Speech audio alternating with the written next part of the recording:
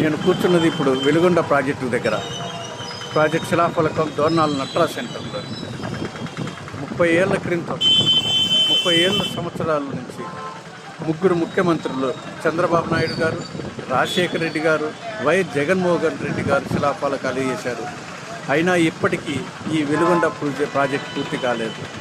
సుమారు 4.5 లక్షల ఎకరాలు పంటలు పండించే ఈ కృష్ణానది జలాలు, అలాగే 15 లక్షల మందికి తాగునీరు ఇచ్చే ఈ వెలుగొండ ప్రాజెక్టు కనీసం 2026 కన్నా జూన్ నాటికి కంప్లీట్ చేస్తామని చంద్రబాబు నాయుడు గారు, డాక్టర్ నిమ్మల గారు, ఇరిగేషన్ శాఖ మంత్రులు చెప్పారు.